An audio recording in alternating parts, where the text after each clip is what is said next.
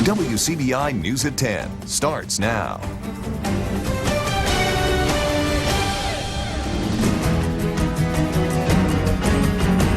Good evening and thank you for joining us. I'm Cash Matlock. One person is dead after a shooting in Webster County early this morning. The Webster County Sheriff's Department responded to a call from a resident on Highway 182 West at around 2:30 this morning. A victim suffering from a gunshot wound was found and transported to the NMMC where they later died. Now, the name and age of the victim has not been released at this time.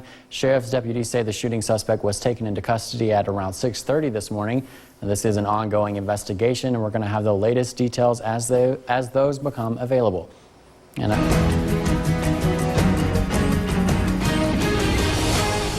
a Lee County woman has died from injuries suffered in a Saturday evening one-car crash. Lee County Sheriff Jim Johnson says it appears the driver left County Road 1460 near the 500 block and hit a tree. The driver was flown to the North Mississippi Medical Center where she passed away Sunday afternoon. Lee County Coroner Carolyn Green says it'll be Monday before she can identify the victim.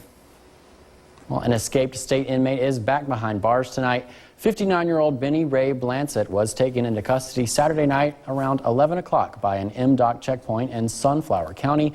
Blancett was returned to Parchman, where he escaped from on Friday. He's currently serving life for forgery, aggravated assault on a police officer, burglary, escape in Marion County, and escape in Sunflower County. Well, longtime Noxubee County District 2 Supervisor William Boo Oliver has passed away. Coroner R.L. Calhoun tells WCBI Oliver passed away early this morning. Oliver, who represented District 2, had reportedly battled kidney disease for several years. Earlier this year, he announced that he would not be seeking re-election. Oliver was the first African American to be elected by fellow supervisors to be president of the board. And an outpouring of support is being shown to family and friends of Lake Little following the airplane crash that took her life. The 18-year-old died from injuries suffered in the crash Saturday afternoon on the Ole Miss golf course. Little was the pilot and the only one on board the single-engine plane. Hundreds have posted condolences on social media, including Oxford Mayor Robin Tannehill, who tweeted, "The city of Oxford mourns alongside those of you in Starkville. Prayers for peace and comfort for the family of Lake Little and for all those who loved her." Little recently graduated from Starkville Academy. She served as Starkville's Miss Hospitality and was set to represent the city in the state competition later this month. Meanwhile, the cause of the crash is still under investigation. Well, it's time now for our first look at our forecast with meteorologist Kendall Smith. Kendall, noticed a little bit of rain earlier today. How's it looking out there?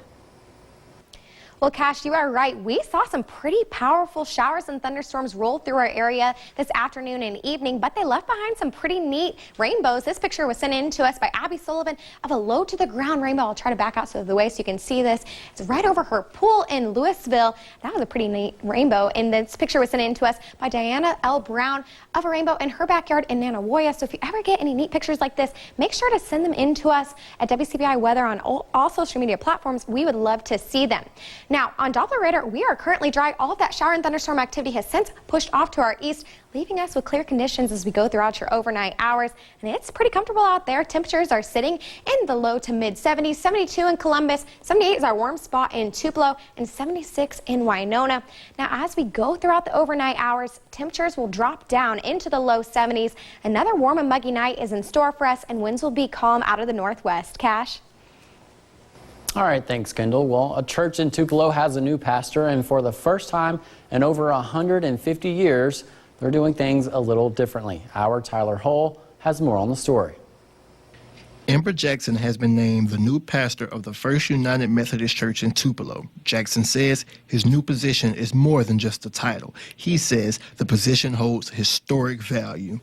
Yeah, for me, it's really something very significant. Never imagined I would be in this position. I'm the first African-American senior pastor at this church. Jackson says it's an achievement he never dreamed of accomplishing. Started off in Jackson, Mississippi, attended various schools in and around Jackson, graduate of Tougaloo College, right outside of Jackson, and never would have imagined that I would be here because the particular era in which I went to college was one more with civil rights emphasis emphasis and an emphasis of trying to lift all people up. And the reaction from members of his congregation was more than he expected. I was overwhelmed by the reaction I received, not only my first Sunday, but when the announcement was made about me being the senior pastor here.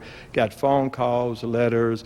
We've been inundated, my family and I, with food, kind words, and the reception Sunday was just overwhelming. Reporting from Tupelo, Tyler Hull, WCBI News. According to their website, the church was first organized in 1867. Well, the U.S. women's soccer team wins the World Cup for the fourth time in history. While most people couldn't be present at the game physically, that didn't stop some of them from having a watch party. The Central Station Grill in Starkville wanted to show their support for the women's team by hosting a watch party for all soccer lovers. Manager Terry Long says soccer has become a popular sport to watch, and it shows a difference in numbers for his business. You know, anytime you get somebody that's this good, a team that's good, it grows that brand or that sport or whatever. And we've seen soccer just explode. We actually got 4 or 3 recruits or new soccer players that are coming. They're moving in today at Mississippi State. They saw it, came in, and they came out to watch. Well, we're going to have more on the game coming up later in sports with Tom. And coming up, some tips and tricks on how to keep your children safe around bodies of water this summer. Stay with us. If you're a parent, you've probably experienced that bolt of fear that can run through you anytime your child is playing near a body of water, or any water for that matter. On this week's Mom to Mom, they'll tell you all about how to keep your kids safe and happy all summer long. Today on Mom to Mom, we're talking summer water safety.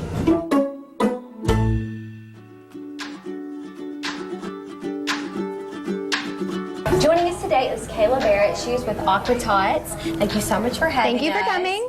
So we're talking about water safety, and it's something that is definitely on my mind during the summer. Yes. When kids are around a body of water, any body of water. So kind of fill us in on some things that we as parents should be aware of. Yeah, of course. So definitely get your children enrolled in formal swim lessons. It reduces the risk of drowning for students ages 1 to 4 by 88%. The next would just be anytime that you're around a body of water, make sure somebody's watching your child.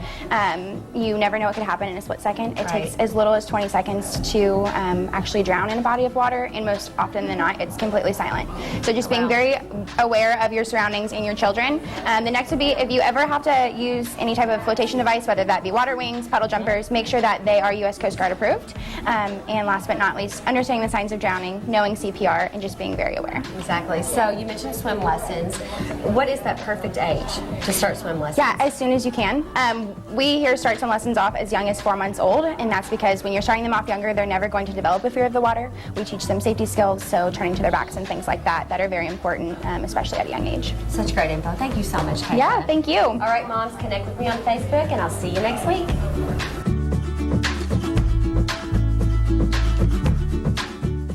Mom to Mom is brought to you by Mom to Be on Wilkins Wise Road in Columbus.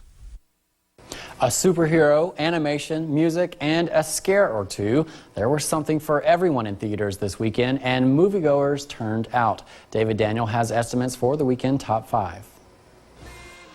Aladdin made the top 5 for the 7th straight weekend, earning $7.6 million for a domestic total of $321 million. Annabelle Comes Home fell from 2nd to 4th place, stealing away with $9.8 million. $10.8 million kept the musical fantasy Yesterday in 3rd place. Help me get out of here. I'll help you. With my foot! After 2 weekends on top, Toy Story 4 fell to 2nd, but $34.3 million pushed the animated adventure past $300 million domestic. You okay? Spider-Man Far From Home stormed out of the gate, grabbing $93.6 million from Friday through Sunday and a domestic total of $185 million, the best 6-day opening ever for a Tuesday debut. In Hollywood, I'm David Daniel. Well, we're going to keep this typical summertime pattern going into next week with heat indices climbing into the triple digits and the chance for scattered storms possible each day. More on those rain details coming up next. Your first alert AccuWeather forecast with meteorologist Kendall Smith. Well, some pretty strong storms rolled through our area earlier this afternoon and evening. Check out this storm damage sent in to us by Ashley Daniels Vance of a tree that was uprooted in Starkville earlier this afternoon. Now, if you ever get any pictures like this, make sure to send them in to us on social media. We would love to share them with everyone else. Now, in downtown Tupelo, currently on our Alpha Insurance Skycam, we are dry area-wide, sitting at 78 in Tupelo with a dew point at 70. So it is a little muggy out there, but it's a pretty comfortable evening with clear conditions. Area-wide temperatures are sitting in the mid to upper 70s, 72 in Columbus, 73 down in Macon, 76 in Louisville. Now, as we go throughout the overnight hours, temperatures will dip down into the low 70s with partly cloudy skies expected, and temperatures will be in the mid 70s by the time you wake up tomorrow morning. Now, all that shower and thunderstorm activity we saw earlier this afternoon has since pushed off to our east, leaving us with dry conditions area-wide, and that will continue to be the trend as we go throughout the overnight hours. So we will stay dry for the overnight. Some clouds will start to build in by midnight, and by the time you wake up tomorrow morning, we are seeing partly cloudy skies, but by lunchtime we could see an isolated shower or thunderstorm start to pop up. We're going to keep those rain chances around for your afternoon as well, with an isolated shower or thunderstorm possible, but for the most part, most of us will stay dry tomorrow, and then we'll start to dry things back out for the overnight hours as well. Now, heading into the next several days, we're going to be keeping an eye on the tropics. This is because there's currently a low pressure system situated in Tennessee, has about a 50% chance of developing into a tropical system as it heads down to the Gulf of Mexico. Now, we will continue to keep an eye on this as it could impact our rain situation in our area, and we'll continue to monitor the situation as it gets closer. Now, we will take a look at the rain chances near the beginning of this week. Tuesday morning, we look to be dry, and we look to be dry for the most part on Tuesday. We could see an isolated shower or two start to squeeze out during the afternoon on Tuesday, but then on Wednesday morning, look to be dry once again, and then more widespread shower and thunderstorm activity is possible Wednesday afternoon, and then we'll dry things right back out right ahead of our next storm system that'll make its way into our area on Thursday morning. So this is typical summertime weather for us in Mississippi and Alabama. Area-wide temperatures will be in the low to mid 90s tomorrow, but when you factor in those heat indexes, it'll feel like the triple digits. We're looking at 95 in Columbus, 95 in Macon, 93 in Louisville, as well as 93 in Starkville. So it's another summer scorcher in store for us over the next several days, and we're going to keep this summertime trend going. Chance to see an isolated shower thunderstorm possible each day in the afternoon and evening hours. Temperatures will be in the low to mid 90s, but it'll feel like the triple digits, and lows will be in the low to mid 70s. The Bruce Trojans know there's only one thing to do to get back to the playoffs. The Trojans are the next stop on the tour. The preview next in sports. Here's WCBI Sports with Tom Ebel. The 14th stop on the high school football tour checks in with the Bruce Trojans, a team that knows focusing on hard work and dedication truly pays off in the long run. WCBI's 60 Schools in 60 Days is brought to you by Sparklight. Work to win. It's the motto that the Bruce Trojans are using to push them to a winning 2019 season. It's as simple as it says. I think teams that outwork people day in and day out are going to win.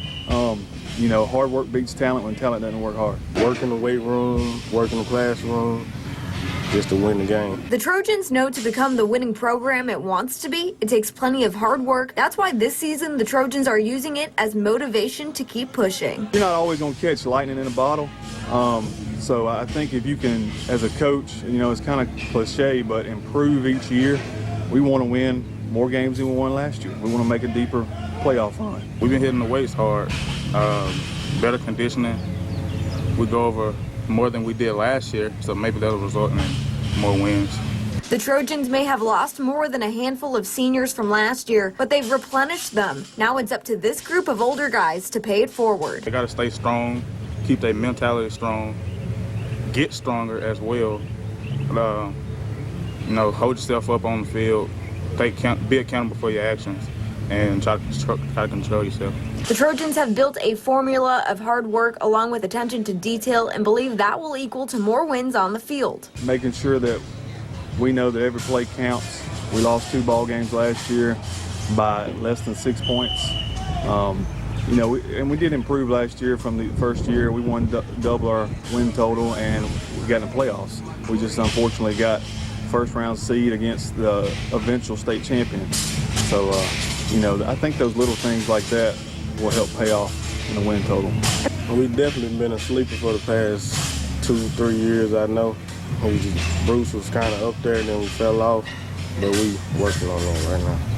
A new season for Bruce will start against Nettleton on August 23rd. With the Trojans on the high school football tour, Courtney Robb, WCBI Sports. 60 schools in 60 days with Bruce High School was brought to you by Calhoun Banking Center and Weyerhaeuser. Taking a look at some of the upcoming stops on the high school football tour. The Schooner River rivals of Bruce, Calhoun City coming up tomorrow, Belmont on Tuesday, Boonville on Wednesday, and Nettleton coming up for your Thursday. For those of you keeping track at home, go to our Twitter and Facebook accounts at WCBI Endzone to see the schedule in its entirety. And if you've missed any of the 13 stops up to this point, you can always go back and watch all of them on our website at WCBI.com and our social media accounts. A big day for the US of A in the World Games. Bulldogs showing out across the globe. More on that, plus the Women's World Cup final next in sports. Welcome back. There's only been one country that can claim it's won back-to-back Women's World Cups. The United States hoping to join that club in back-to-back finals, trying to get the dub today. Megan Rapinoe back in the USA starting 11 as the U.S. looks to win back-to-back Women's World Cup and 4th overall. Here, the story of the first half was all USA close ones. Rapinoe corner kick, Julie Ertz unable to connect. Then Rapinoe again crosses into the box.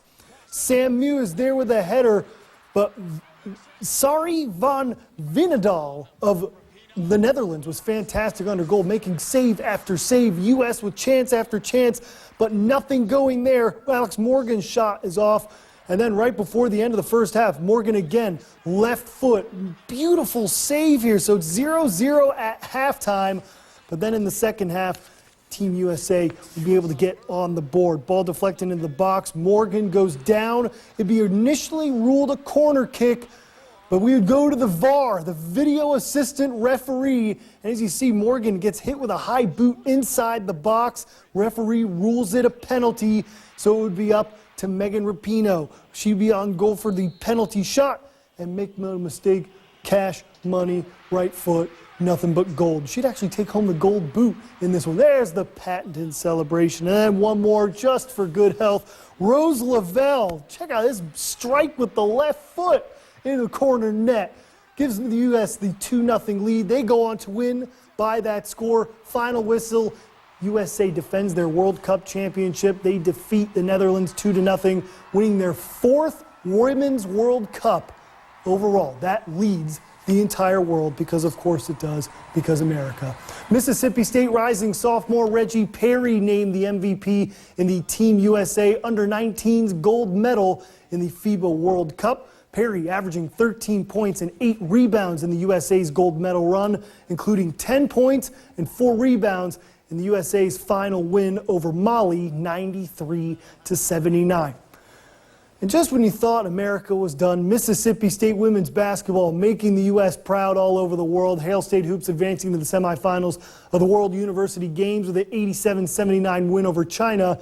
The Bulldogs ending the game on one of their patented runs, 17-1 to close out the ball game. The world is learning who she is, and soon the college basketball world will learn too. Freshman Rakia Jackson with yet another stellar performance. Her first double-double of the World University Games, 26 points, 13 rebounds, including 9 of the team's final 15 points in that 17-1 run. The Bulldogs will face Japan in the semifinals. The Bulldogs winning a barn burner against them in a friendly prior to the tournament. That's it for sports. We'll last look at your forecast next in sports. Next is after the break. WCBI's back. Just stay with us. We have the chance to see an isolated shower or thunderstorm each afternoon and evening for over the next several days. Temperatures will be in the mid-90s, but it will feel like the triple digits, so it's a summer scorcher right now. Okay, kind of looking forward to the hot weather, honestly. All right, well, thank you guys for joining us tonight. We'll see you back here tomorrow.